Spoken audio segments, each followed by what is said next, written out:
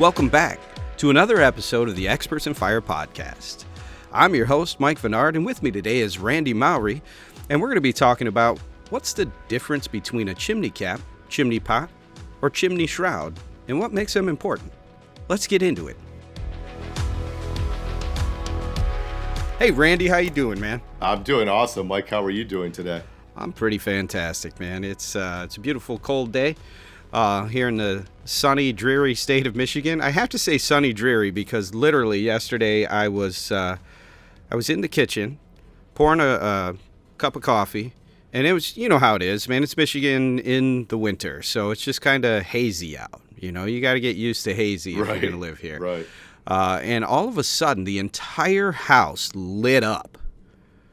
You know, and we're still at a work from home state here. My son is employed at General Motors. He's an engineer there. So all of a sudden I looked over at him. He's on his laptop and I go, dude, where'd the sun come from? And as fast as I could say that, it went away. It went away. Yes, sir. That's Michigan for you. Yeah, it was so that's funny. Our fine fall season. It is, isn't it? It's like the clouds part for just a moment, just to remind you, I'm coming back. Yes. I'll be back. That's awesome. So, Randy, today we're going to talk about chimney caps, chimney pots, chimney shrouds. And a lot of times we'll get phone calls from folks they're really just kind of asking, you know, what's the difference? Why do I need them?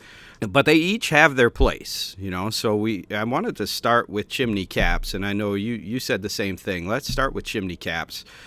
But we'll talk about chimney caps, we'll talk about chimney pots and chimney shrouds, what makes them different, right, which is a lot, and then what makes them important, because each has their place. So chimney caps, Randy, why is a chimney cap important for my chimney? Chimney caps.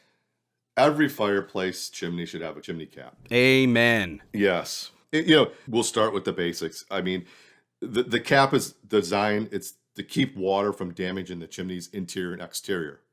As I said, all chimneys should have the cap for that protection, because water doesn't matter. Over time, it will erode the chimney cement. If it gets into that interior base and start to get into if it's a masonry chimney, that clay liner, right, and deteriorate the interiors that hold that clay liners in place.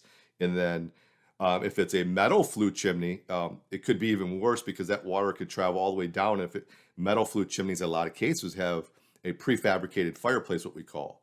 And then that will prematurely start to rust out that fireplace, possibly the subfloor, because those typically sit on a wood floor. Yep.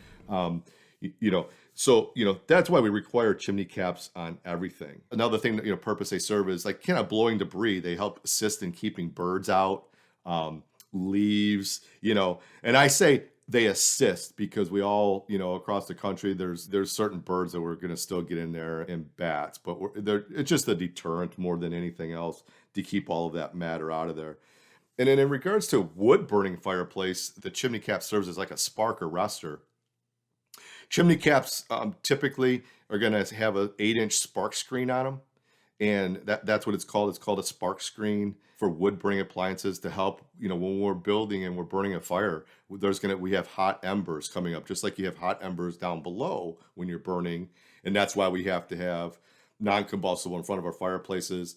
So what that does is it helps in breaking down those embers so that it's more of like an ash and smoke, because without it, all those embers are just going to go straight up and then they're going to land on the roof. Now, if you have enough of that going on, there's always that potential to have a roof fire. So, those are the primary reasons, but more than anything, it's like it's the damage that can happen. The moisture buildup inside of our fireplaces, like I talked about, that cement crown. I mean, you could have costly repairs and getting a mason out there to do some repairs. Yeah, you stop and think about the amount of work that went into a masonry-style chimney, the clay flue that's running to the top.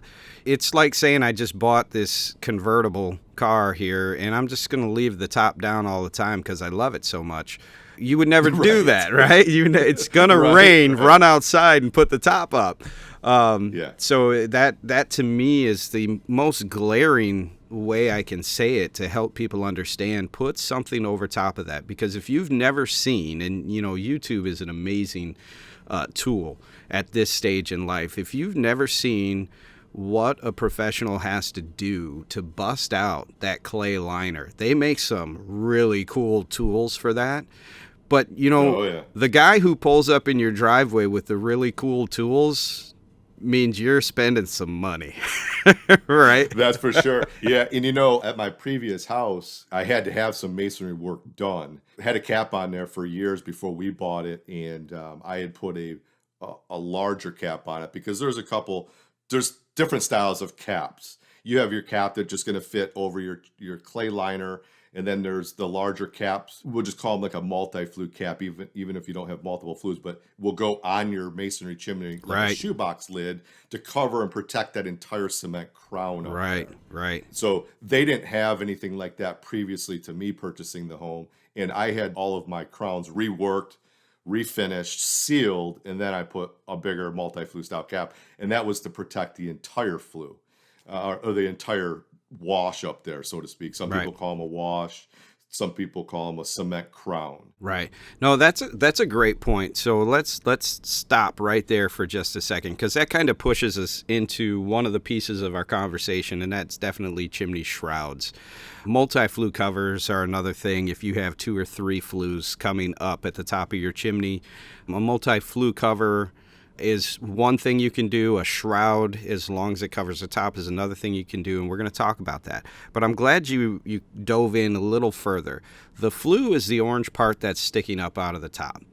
And then you have all that cement work up there as well. And you have to picture cement sitting in the sun, in the rain, in the cold. If you're anywhere in the North Country where it's going to get cold and expansion and contraction is going to happen, that concrete that's sitting on top of there isn't that thick. It's not like it's your road pavement out there. It's not like it has rebar in it. So it's definitely something worth protecting, but it is going to wear out. It just takes some time, and if you don't protect it from the elements, that is going to wear away. So, we talked about breaking out the flue liner with fancy tools. We can protect the flue liner just by putting a cap on top of that flue liner. But what about the rest of it? And you started there. All the cement that's on top, if you've ever looked at the top of your entire chimney, let's move into chimney shrouds, and we'll add multi-flue caps to that. All right, Randy? But we're protecting the inner liner with a cap. Let's talk about the entire top. And you know what? Before we jump into that, I don't want to alienate all of our listeners who don't have a masonry-style chimney. In the new homes that are built today, it's pretty much stick-built chases, and then there's a metal pan on top with a metal pipe sticking out of it. So I want to make sure that you get an opportunity as well, Randy, to speak to those, because that's what a lot of people are going to be sitting there thinking about is, well, I don't have a masonry, I don't have a big brick chase running up the side of my house, so does this apply to me? You have fire-related questions, and we have answers. You can email us your questions at podcast@woodlanddirect.com or give us a call at 586-221-3638. We would love to be able to answer them right here on the Experts in Fire podcast.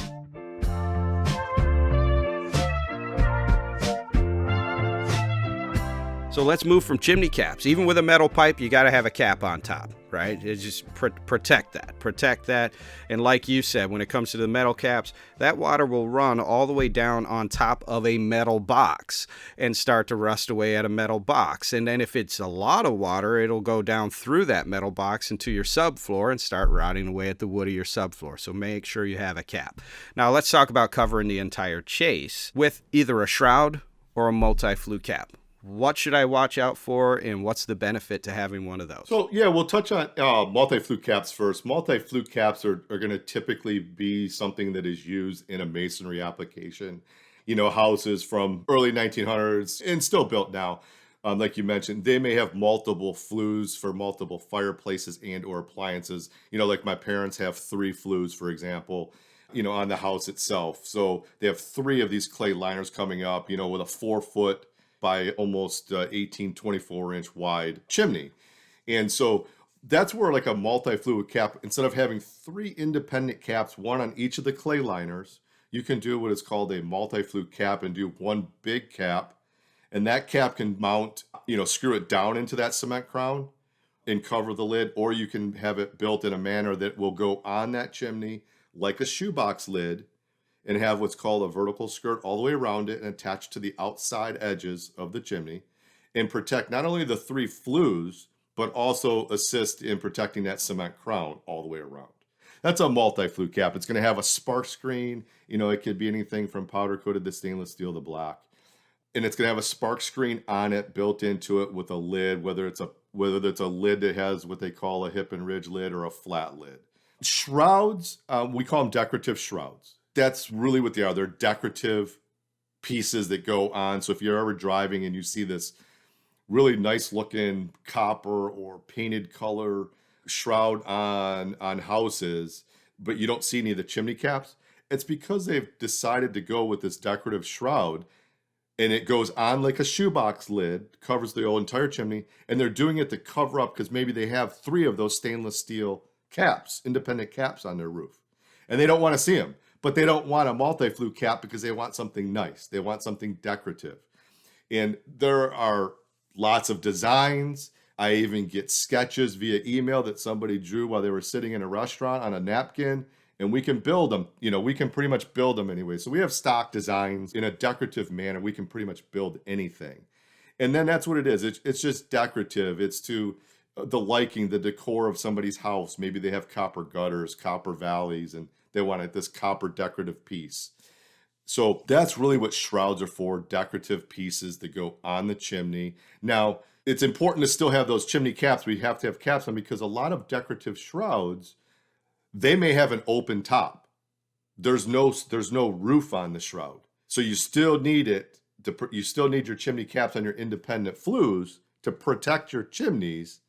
The decorative shroud is decorative piece. You said it fits on the top like a shoebox, and it does. But if your goal is to take away from what some people think is just a gaudy look, I've got these 3 different height flues sticking out of my chimney.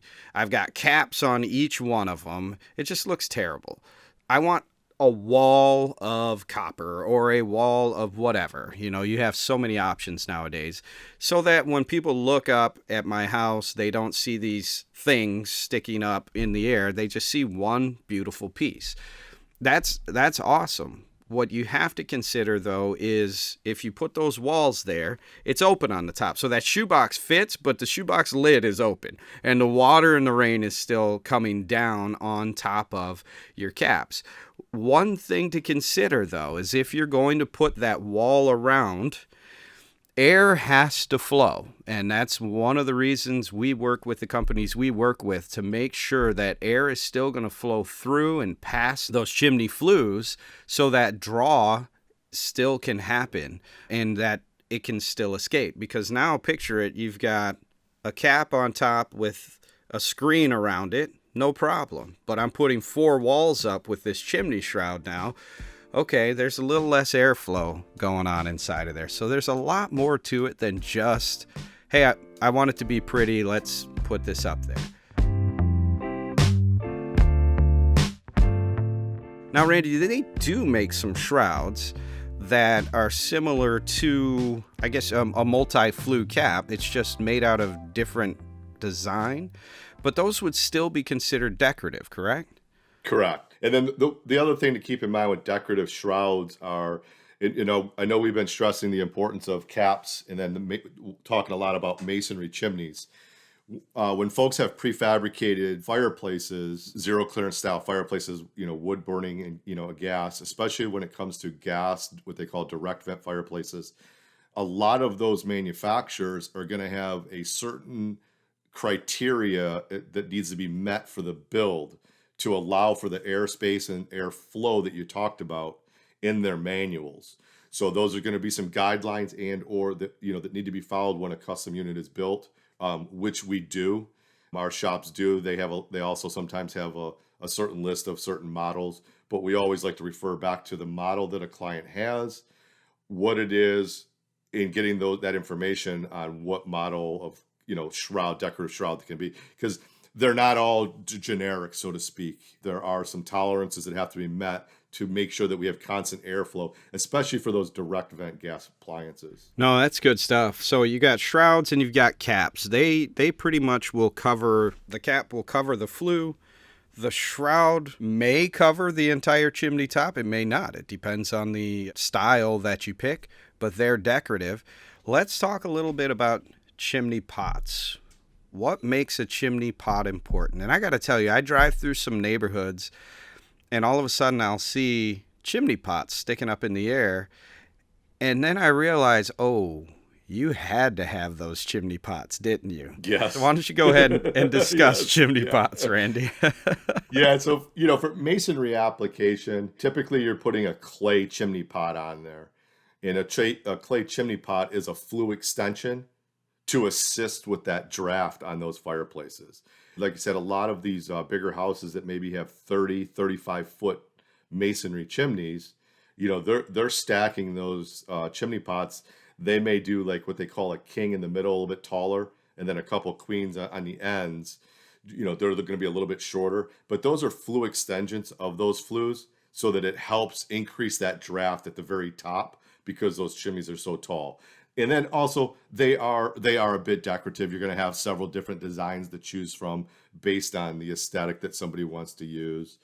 And then in a prefabricated installation, meaning like a stick-built chase, prefabricated fireplace, we don't want to use a clay pot there because it'll end up in somebody's, family room probably, because, at the top of the chase, those are it's coming down. Yeah. It's coming 'cause down. clay pots can be 2, 3, 4, 500 Yeah. pounds in some cases. So they do make metal chimney pots. And same scenario, but in most cases when folks are putting those on a prefabricated metal style, in a lot of cases that's decorative because that is a metal cap that's on the top. There's a metal flue pipe sticking up with the chimney cap on top of it. And most clients they don't want to see that silver, that metal. And so that's where chimney pots become not only functional, but decorative in a prefabricated style.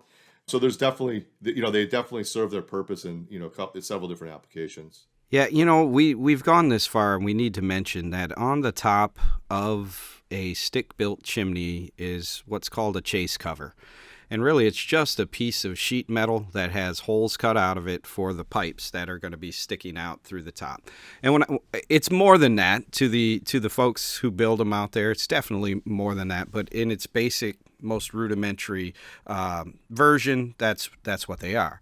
And I know what our manufacturers will do is they will take the size of the entire top, and then they'll just build the pot out of steel where the holes would be, and then you extend it up into the air further so that they get what they need to accomplish. Sometimes it's just, hey, I want it to look nice, and other times people don't really understand the dynamics of how draw works.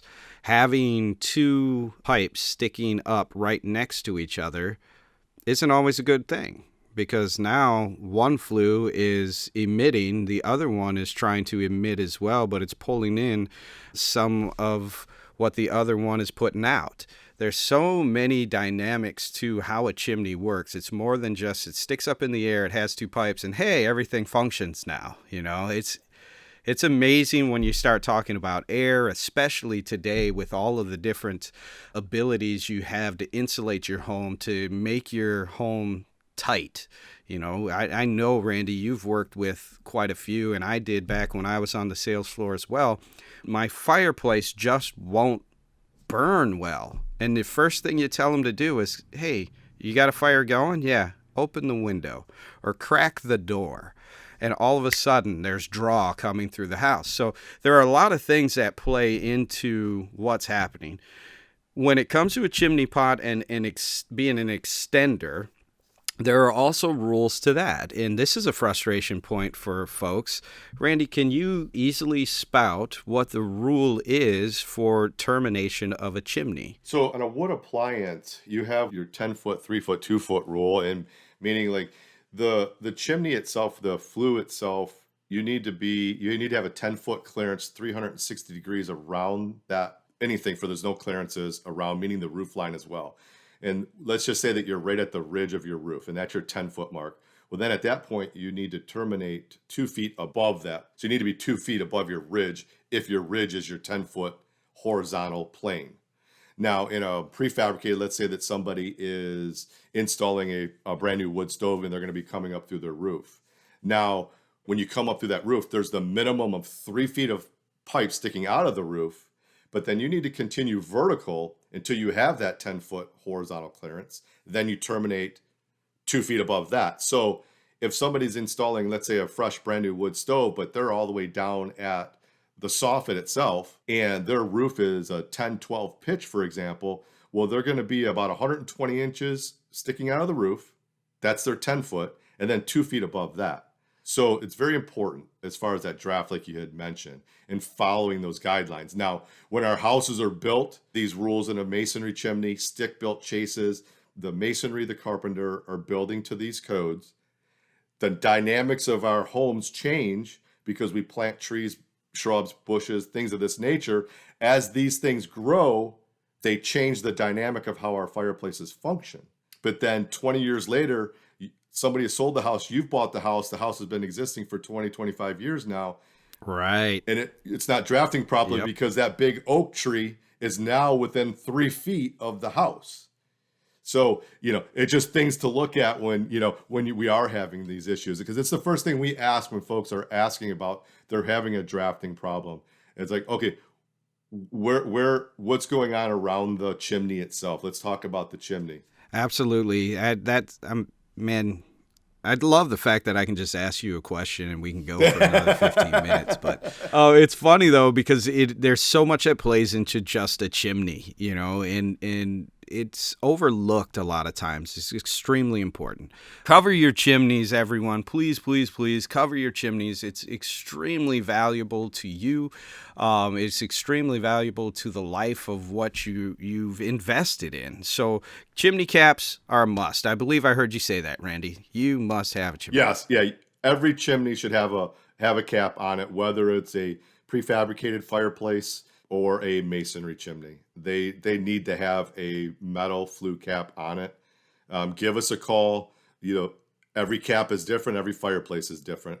So we're always happy to help. Happy to help. So that's caps. You got to have a cap. Now, when it comes to pots and shrouds, pots are beautiful. They can be decorative, but they can also be extremely functional.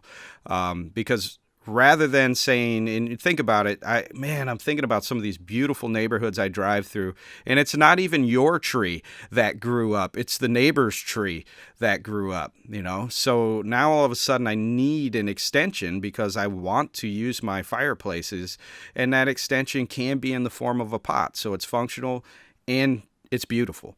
And we have options out there for you with those as well. If you're not wanting that clay look, they do make those clay chimney pots in different colors, or you can go with metal on those as well. Copper seems to be super popular in those types of scenarios. And then you have the chimney shroud, decorative, but again, beautiful.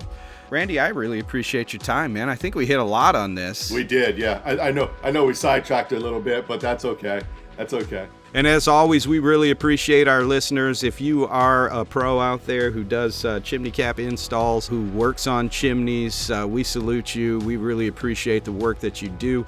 And if you have any questions, comments, maybe you would like us to highlight something else that you run into out there on the daily basis, there are multiple ways that you can get in contact with us, and also to see some of the projects that we've helped customers and contractors bring to life. You can check us out on Instagram, Facebook, or YouTube at Woodland Direct. So thank you for listening. Again, we really appreciate our listeners and everything that you do for us. And until the next time, signing off, Randy Mowry and Mike Vennard. We'll see ya. We'll get better at that one. Yeah.